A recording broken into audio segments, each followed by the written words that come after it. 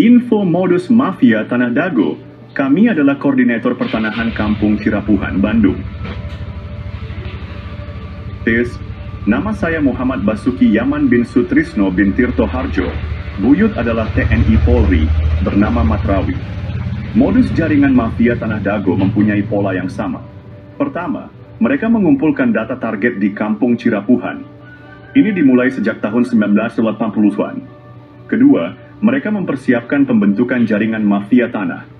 Asep Makmun, Iwan Surjadi, dan oknum target lahan atau korban di Kampung Cirapuhan, Nawisan Kurma, dan tanah negara fasilitas umum. Korban-korbannya adalah Tommy Rokaya, Muhammad Basuki Yaman, Pak Bagio, warga pribumi lainnya. Fasilitas umum dan lahan negara juga menjadi korban. Mereka mulai beraksi dari target terkecil untuk mendapatkan target yang besar. Tetap waspada dan lindungi hak tanah Anda.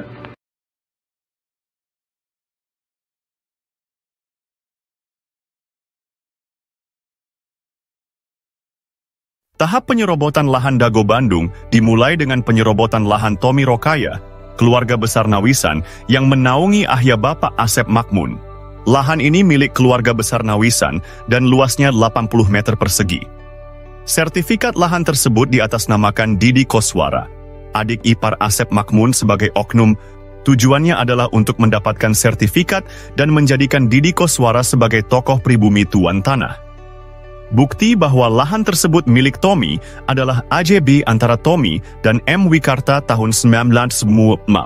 Tommy adalah anggota keluarga besar Nawisan yang memperkerjakan Ahya, bapak dari Asep Makmun. Alamat lahan tersebut adalah Cirapuhan, RT 07 RW 1 Dagono, OI, 33, Kota Bandung. Kasus ini mendukung skenario mafia tanah yang saling menggugat, seperti Muller melawan Dago Elos tahun 2016.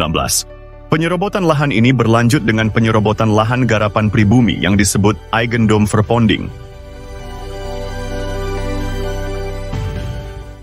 Modus mafia Tanah Dago EP3 target penyerobotan lahan yang lebih besar, teknik atau modus. Mereka menggunakan intimidasi untuk menghalangi warga pribumi. Warga ditakut-takuti dan diancam penjara oleh kaki tangan mafia tanah.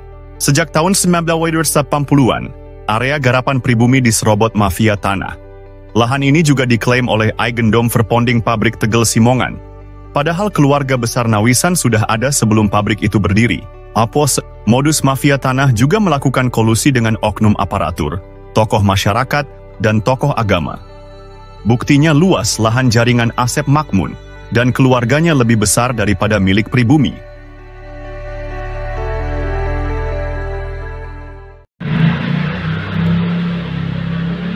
Episode 4 dari modus mafia Tanah Dago mengungkap penipuan data tanah, Yomi Shimasis. Asep Makmun dan keluarganya memberikan keterangan yang berbeda dengan warga dan bukti lapangan. Keterangan Asep Makmun di pemerintah juga berbeda dengan di warga. Di pengadilan, Asep Makmun mengklaim tanah milik bapaknya. Padahal, bapaknya hanya pekerja di keluarga besar Nawisan. Asep Makmun juga mengaku diberi tanah oleh Pak Bagio. Namun, kesaksian Pak Slamet dan Pak Unus menyebut beda usia 40 tahun antara Asep Makmun dan Pak Bagio. Juga sejak tahun 1970-an Pak Bagio nggak pernah datang. Di lapangan atas, dukungan hanya untuk kepentingan umum, bukan untuk keluarga Asep Makmun dan kaki tangannya. Cek kesepakatan tahun 1977 dan 1999, serta PBB Didi Koswara seluas 15.000 meter.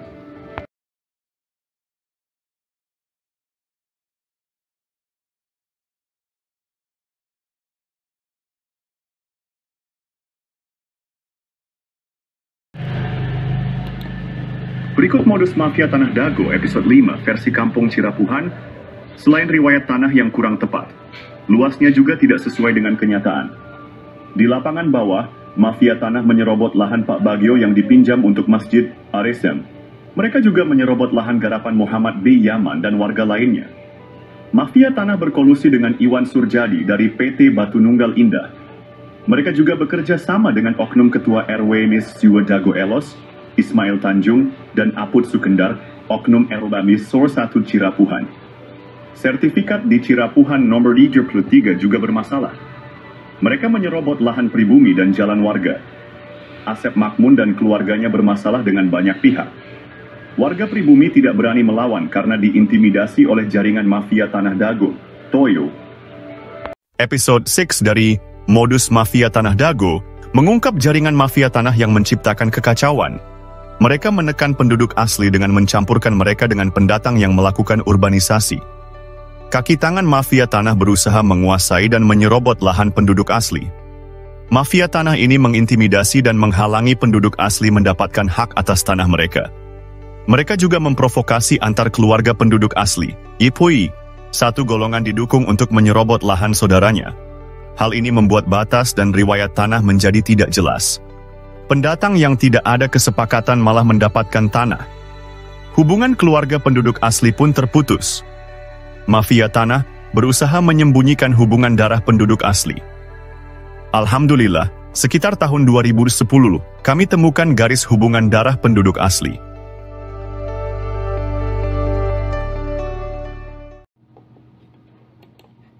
Analisa, penelitian, dan penyelesaian mafia Tanah Dago perlu dilakukan. Dasho. Alhamdulillah, sejak sekitar 20 tahun lalu kami mulai mempelajari riwayat tanah. Kami juga mempelajari riwayat warga yang turun-temurun dan hal-hal terkait lainnya. Berbagai berkas dokumen negara dan berkas warga telah kami kumpulkan. Namun, beberapa dokumen hilang atau rusak karena rumah sering bocor. Kami memilah mana data atau keterangan yang dusta dan mana yang jujur, meski pahit diungkapkan. Ada yang bertanya siapa Muller bersaudara? Analisa, penelitian, dan penyelesaian mafia Tanah Dago perlu dilakukan. Kami mengetahui Muller dari langkah mendekati tanah dan Asep Makmun Cies. Kami melihat Muller dari cermin yang diperlihatkan oleh Asep Makmun dan jaringannya.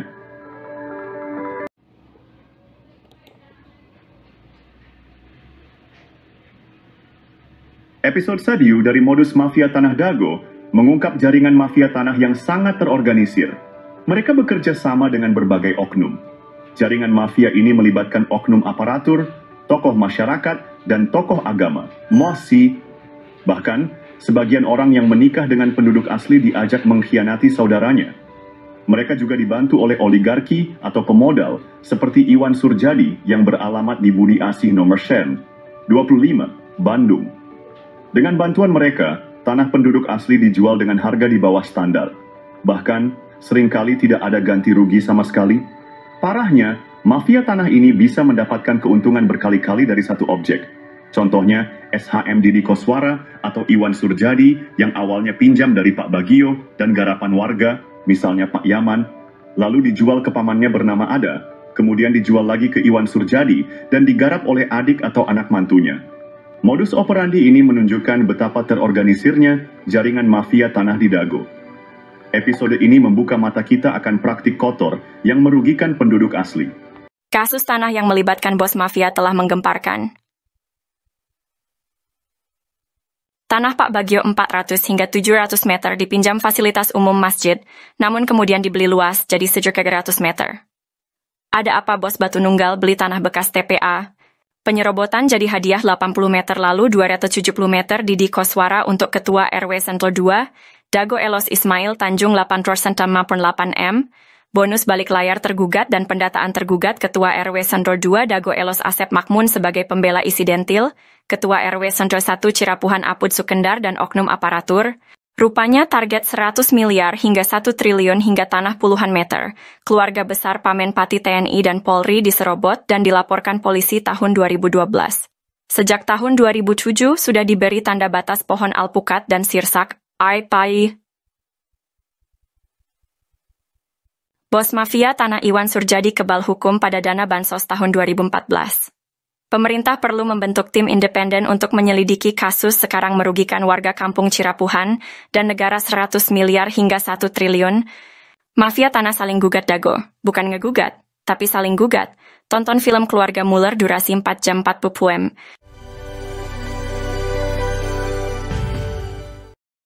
Oh janten bapak teh ngagales di iya di Ramana nih. Di Ramana nih. Di Ramana Asep Makmun. Mohon. Terus gitu di baheula. Terus di gitu diuwihkeun deui ka ieu.